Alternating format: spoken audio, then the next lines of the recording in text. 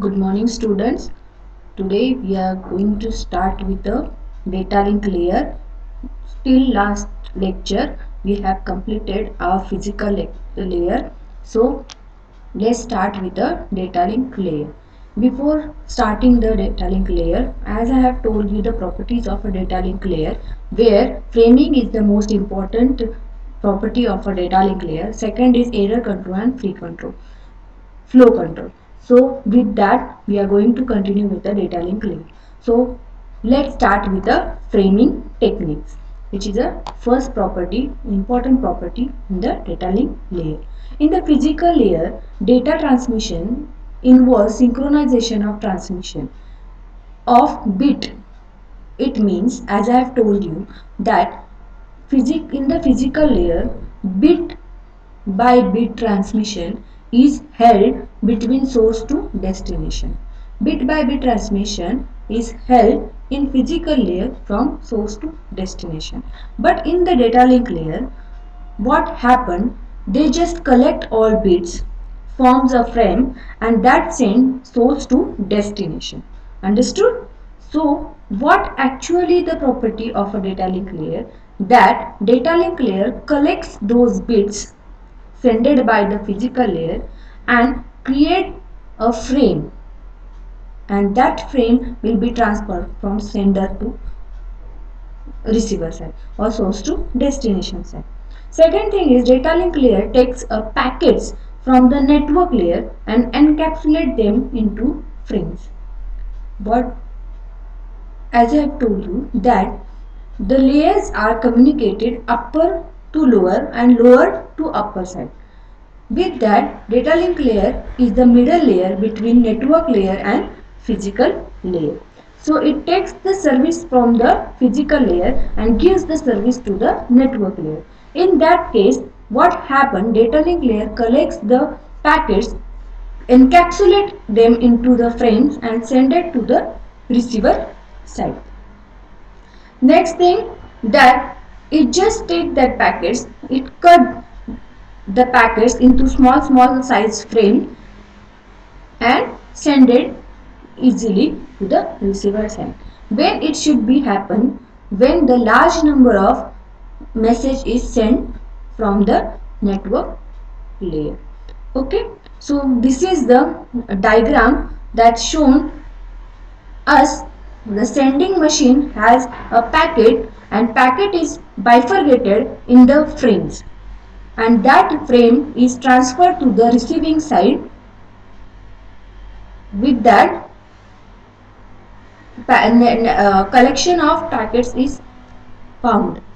Okay, so it sends each frame bit by bit on the hardware, and at the receiver's end the data link layer picks up the signals from the hardware and assembly and assembles them, take the hardware, assembles them into the frames. So now we understand how the framing techniques is work. Next thing is, how many parts is involved in the frames? There are actually 4 parts is involved in the frames. First is frame header, second is payload field, third is trailer, fourth is flag. This is the diagram that shows you how actual one frame is look like, where blue line shows you the flag. What is the property of flag? It makes the beginning and end of the frame. Frames are nothing but the collection of bits which are divided a big message into smaller parts. Flag is very much important to show the beginning and end of the frame. Second thing is frame header. It contains the source and destination address of the frame. So easily receiver can receives the data. Next thing is payload field. Payload field is contain the actual delivered message. The message that sender wants to send the receiver, that message contain payload field. Next thing is trailer.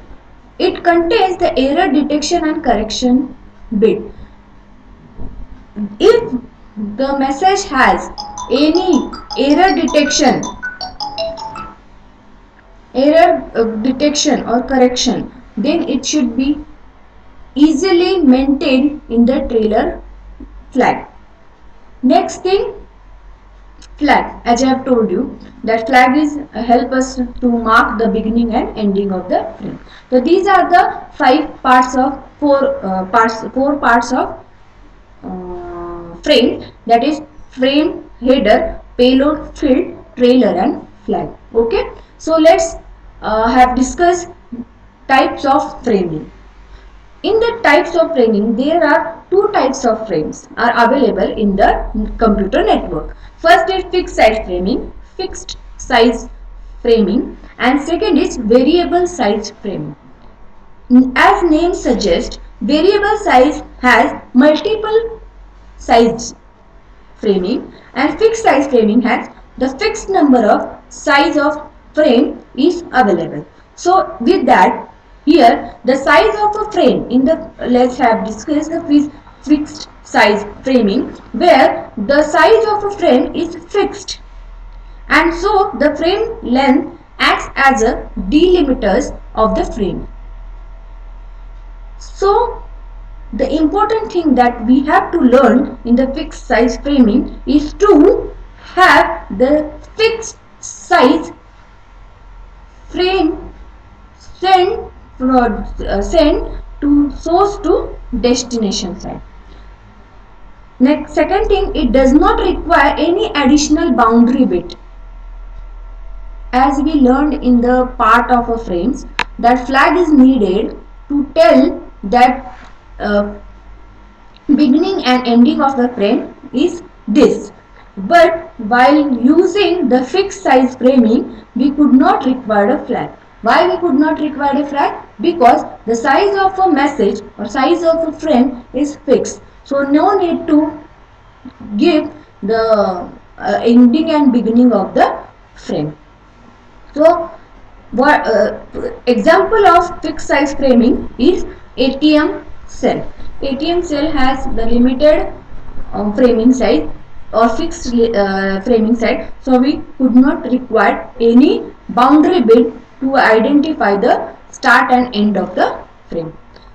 Next thing is variable sized frame. As name suggests, size of each frame to be transmitted may be differently. Different messages can cut into different parts and send it from source to destination. So size of a frame can be varied, or that varied size frame is called as a variable sized framing. Additional mechanisms are kept to mark the end of a frame. So in the variable size framing, we require to add a ending and starting mechanism to find out the frame beginning and ending. Okay, it used for the LAN purpose. Basically, a LAN purpose variable size framing is used. Two ways to define frame delimiters in the variable size framing. There are two ways to define the frame delimiters. First is length field, second is the end delimiter. In the length field, used to determine the size of a frame. Actual size of a frame is determined in the length field, and in the end delimiters, it determines the size of a frame pattern. Pattern is used to delimiter to determine the size of a frame. It is used in the token ring. Okay. Basically, byte stuffing and bit stuffing is used to avoid this situation. A byte is stuffed in the message to differentiate from the delimiters. This is also called a character oriented framing, and a pattern of a bit of an arbitrary length is stuffed in the message to determine from the delimiters. This is called as a bit oriented framing. Basically, framing's end delimiters are of two types. First is bit oriented framing and byte oriented framing. You already know the difference between bit and byte. Bit and byte. So the byte uses message to differentiate from delimiters, and in the bit side, bit differentiate the message from delimiters. So this is the shortest uh, explanation of n delimiters.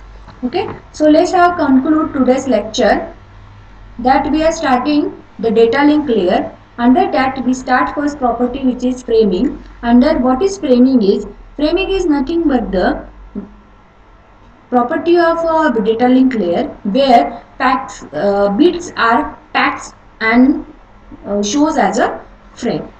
Okay, so next thing that we learn is part of a frame. There are parts are available, four types of part available. First is frame header, second is payload field, third is trailer, and fourth is flag. Next thing that we learn is types of framing. Framing can be of two types: fixed variable framing, fixed size framing, and second is variable sized framing. In the fixed size framing, we have fixed length of message. An example of fixed size framing is ATM cell, and the second is variable sized framing, where we have different size of frames. In the variable size, we have two ways of frame delimiters. First is length field, second is end delimiter. End delimiters further classified into byte stuffing and bit stuffing. Byte stuffing is bytely differentiated, and bit stuffing is bit arbitrary length is stuffed. Okay, so this is what the today's lecture. I hope you all understand. If you have any queries, then free to ask me. Thank you.